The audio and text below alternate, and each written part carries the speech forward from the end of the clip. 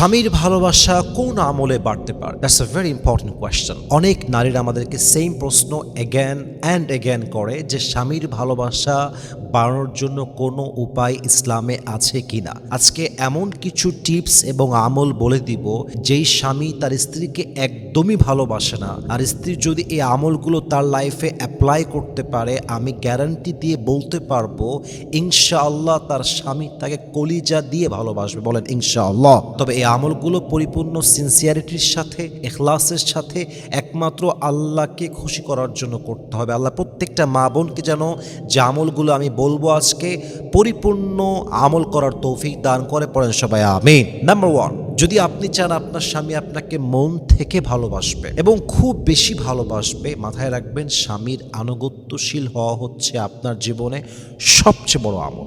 এর চাইতে বড় আমল সেকেন্ড আর কিছু হতে পারে বলে আমি মনে করি না। স্বামীর আনুগত্যশীল হওয়া মানে হচ্ছে স্বামী যখন বলবে এইটা আমার চাই, আপনি স্ত্রী সে বলবেন আমার দিতে কোনো সমস্যা নাই। স্বামী বলেছে চাই মানে আমাকে দিতেই হবে। স্বামী বলেছে করতে হবে মানে করতেই হবে। স্বামী বলেছে যাওয়া যাবে না মানে যাওয়া যাবেই না। স্বামী বলেছে যেতে হবে মানে আমাকে I must go, I have to go. This is the reality. এটা আপনাকে মানতে হবে। এখন স্বামী যদি এমন কোনো আদেশ করে যে আদেশটার দুইটা অপশন আছে, এক, এই আদেশ যদি আমি মেনে ফেলি এটা হারাম হয়ে যাবে। সেকেন্ড হচ্ছে এই আদেশটা যদি আমি মান্য করতে যাই তবে এটা আমার জন্য ক্ষতিকর হবে, হাজব্যান্ডের জন্য হার্মফুল হবে, আমাদের চিলড্রেন বাবুদের জন্য, সন্তানের জন্য ক্ষতিকর হবে। এটাকে আমি ডিনাই করব কেমন করে? দুইটা বিষয় বুঝবেন, এক হারাম আর এক হচ্ছে ক্ষতিকর। যদি স্বামী কোনো হারাম বিষয়ে স্ত্রীকে আদেশ করে, স্ত্রী এটা মানতে বাধ্য নয়, স্ত্রী কোনো গুনাহ হবে না। 2 নাম্বার, স্বামী যদি এমন কোনো বিষয় স্ত্রীকে আদেশ দেয় যে আদেশটা মান্য করতে গেলে স্বামীর ক্ষতি হবে, স্ত্রীর ক্ষতি হবে, পরিবারের ক্ষতি হবে, সংসারের ক্ষতি হবে, বাচ্চার ক্ষতি হবে, স্ত্রী ডিনাই করবে। And this has a different way.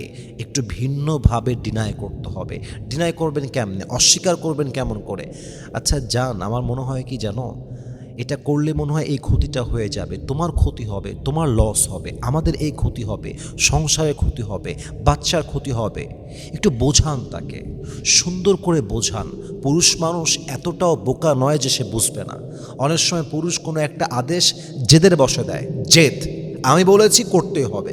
কিন্তু যখন স্ত্রী তাকে বিনয়ের সঙ্গে বোঝাতে সক্ষম হয়, দেখবেন বেশিরভাগ ক্ষেত্রে স্বামী তার আদেশটাকে আবার উঠিয়ে নেয়। কথা ঠিক আছে কিনা বলেন আপনারা সবাই?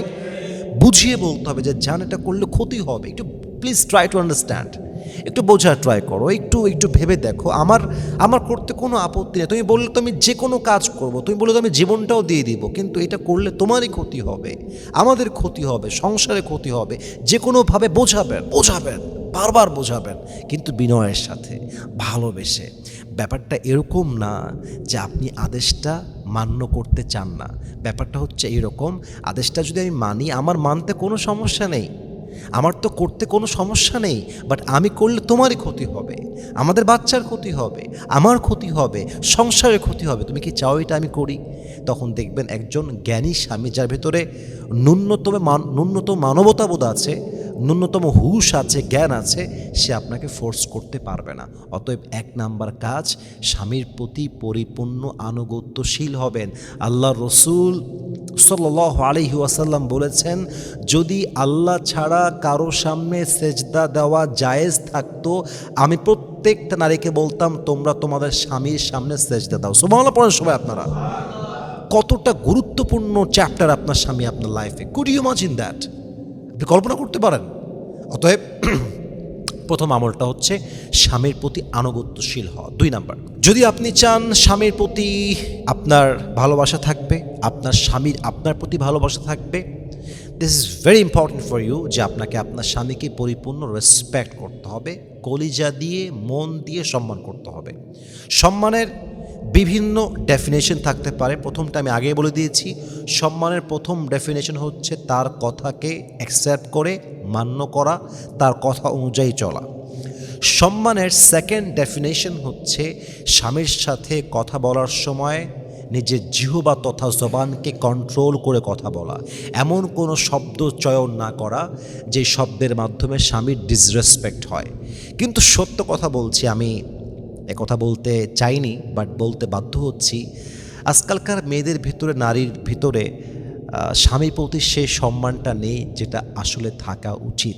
কেন নেই দেখেন, খেয়াল করেন। বেশিরভাগ মেয়ে আছে দেখবেন, ওই যখন বান্ধবীর বাসায় যায়, কে রে বান্ধবী তো স্বামী কেমন রে, শুরু হয়ে গেল, আরে আমার স্বামীর মতো লুচ্চার কেউ নাই, 1 নম্বরের হারামি, গাল দেয়, এভাবে গালি দেয়, 1 নম্বরের লুচ্চা, ওর চরিত্র ঠিক নাই, ওর মাও ভালো না, ওর মাও খারাপ, হ্যাঁ এভাবেই বলে। তো এটা কি কোনো সম্মান হইল? স্বামীর সামনে এসে জি জি জি জি জি জি জি করছেন, আর স্বামীর গোপনে গিয়ে স্বামীর ব্যাপারে বদনাম করতেছেন। This is not respect. Respect মানে কি? আমি আপনার সামনেও আপনাকে সম্মান দিব, আমি আপনার গোপনেও আপনাকে সম্মান দিব। ঠিক আছে কিনা কথা বলেন আপনার সবাই? সম্মান করতে হবে। আচ্ছা, তার মানে সম্মান মানে আনুগত্যশীল হওয়া, সম্মান মানে গোপনে প্রকাশ্যে সব জায়গায় সম্মান করা, সম্মান মানে হচ্ছে নিজের শব্দের মাধ্যমে, আচরণের মাধ্যমে সম্মান প্রকাশ করা। সম্মান ব্যাপারটা হচ্ছে, বাংলাদেশের সিস্টেমটা হচ্ছে, অনেক মেয়ে আজকাল স্বামীকে গালি দেয়। এটা কি জানেন আপনারা? গালি দেয়, কুকুর বলে, কুত্তা বলে, আরও বাজে বাজে গালি দেয়।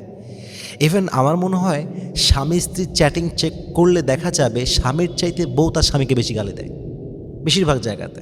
মানে কি, বউ হচ্ছে রাজা, বউ হচ্ছে রানী, বই সব, যা বলবে বউ তাই হবে। মানে দেখেন কত বড় একটা বাস্তব কথা। আমরা হুজুররা ওয়াচ করে পুরুষ মানুষকে ঠিক করতে পারি না, কিন্তু একটা বউ এসে পুরুষকে ঠিক করে দেয়। কত বাস্তব কথা। একজন পুরুষ তার বাপ মাকে শোনে না, বউকে শোনে। বউ বললে করবো, হুজুর বললে করবো না। অথচ উচিত ছিল একজন আলেমের কথাকে বেশি সম্মান দেওয়া, উচিত ছিল একজন মায়ের কথাকে বেশি সম্মান দেওয়া। কিন্তু পুরুষ কী করে? বেশিরভাগ ক্ষেত্রে পুরুষ তার বউয়ের পেছনে দৌড়ায় এমনভাবে, বউ ভুল করলেও বলে তুমি ঠিক করেছো। এইটা কিন্তু ঠিক না। অতএব মাথায় রাখতে হবে, স্ত্রীর উচিত তার স্বামীকে গোলাম না বানিয়ে পরিপূর্ণ শ্রদ্ধা করা, সম্মান করা। যখন তার স্বামীকে সে ডাকবে, সম্মানের সঙ্গে ডাকা। আল্লাহ প্রত্যেকটা মা বোনকে বোঝার তৌফিক দান করুক, পড়েন সবাই আমিন। 3 নাম্বার, যদি একজন স্ত্রী চায় তার স্বামী তাকে মন থেকে ভালোবাসবে, সবচেয়ে বড় একটা আমল হচ্ছে স্বামীর জন্য দোয়া করা। আল্লাহ, তুমি আমার স্বামীর রিজিকে বরকত দান করো, আমার স্বামীর হায়াতে বরকত দান করো, আমার স্বামীকে সুস্থ রাখো, আমার স্বামীকে ভালো রাখো, আমার স্বামীর রিজিকে বরকত দান করো, আমার স্বামীকে সুস্থ করে বাসায় ফেরায় দাও, আমার স্বামীকে তুমি ভালো বাবা হিসেবে কবুল করো, ভালো স্বামী হিসেবে কবুল করো। এই যে প্রত্যেকটা দোয়া, আল্লাহ তুমি আমার স্বামীর হৃদয়ে আমার জন্য ভালোবাসা ঢুকায় দাও, আমার জন্য মায়া ঢুকিয়ে দাও, আমার জন্য দায়িত্ব দিয়ে দাও। এই যে প্রত্যেকটা দোয়া আপনি স্বামীর জন্য করবেন, যে কোনো একটা দোয়া কবুল হয়ে গেলেই দেখবেন আপনার স্বামীর হৃদয়ে আল্লাহ আপনার জন্য পরিপূর্ণ ভালোবাসা ঢেলে দিয়েছে। পড়েন সুবহানাল্লাহ। এই জন্য দোয়া করতে হবে। দোয়ার মতো অল্টারনেটিভ ওয়ে আর কিছু নেই। কোরআনে আসছে, উদউনি আস্তাজিব লাকুম, তুমি আমাকে ডাকো, আমি তোমার ডাকের সাড়া দেব। তুমি আমার কাছে দোয়া করো, আমি তোমার দোয়াকে কবুল করব। এই জন্য স্বামীর ব্যাপারে দোয়া করার দরকার যুবক ভাইয়ের, আছে না নাই? 4 নাম্বার, আমরা কয়েকটা আমল অলরেডি বলে ফেলেছি, আরেকটি আমল আমি এই মুহূর্তে শেয়ার করতে চাই। দেখেন, স্বামীর ভালোবাসা পাওয়ার জন্য সবচেয়ে গুরুত্বপূর্ণ বিষয় হচ্ছে স্বামীর প্রতি গ্র্যাটিটিউড দেখানো, শুকরগুজার হওয়া, স্বামীকে থ্যাংক ইউ বলা। অনেকে এটা বলে না, বলতে চায় না। স্বামীকে ক্রেডিট দিবেন। তুমি না থাকলে আমি যেতাম কোথায়? তুমি আছো বলে তো আমি ঠিক আছি, তুমি আছো বলেই তো আমি আমার ছায়া খুঁজে পাই, আমি আমার মানুষটাকে খুঁজে পেয়েছি, আমি শান্তিতে আছি, এটা ছাদের তলে আমি আছি, হোক না আমি কম খাচ্ছি, বাট তুমি আছো মানে আমার সব আছে। গ্র্যাটিটিউড হন, স্বামীকে থ্যাংক ইউ বলেন। ইভেন অনেক মেয়ে আছে দেখবেন, সুযোগ পাইলে শুরু হয়ে গেল, আমার এইটা নাই, আমার ওইটা নাই, আমার সেইটা নাই, আমার ওইটা লাগবে, এইটা লাগবে, ওইটা দরকার, খালি নাই নাই, খালি নাই নাই সব, এইটা নাই ওইটা নাই। কিন্তু বলে না যে স্বামী তুমি আমাকে যা দিয়েছো এনাফ, আমার অনেক আছে আলহামদুলিল্লাহ। আপনার এই একটা বাক্য, একটা শুকরের বাক্য আপনার স্বামীর মনে 1000 গুণ ভালোবাসা বাড়ায় দেয়। ঠিক কিনা বলেন আপনারা সবাই? একজন স্বামীকে থ্যাংক ইউ বলবেন, স্বামীর কাছে বসবেন, স্বামীকে বলবেন, যান এই যে আপনি কাজটা করেছেন, আমি যে কত খুশি হয়েছি বলা কোনো ভাষা আমার কাছে নেই। এই ছোট্ট একটা প্রশংসা স্বামীর জন্য স্বামীর মনটাকে প্রফুল্ল করে দেয়, স্বামীকে উজ্জীবিত করে ফেলে, স্বামীর মনে ভালোবাসাটা বেড়ে যায়। একজন স্বামীর কাছে গিয়ে নাশুকুর না হয়ে শুকর গুজার হবেন। হাদিসে আসছে লা ইয়াশকুরুল্লাহা মাল্লাম ইয়াশকুরিন নাস, যে বান্দা মানুষের শুকর আদায় করতে পারে না সেই বান্দা আল্লাহর শুকর আদায় করতে পারে না।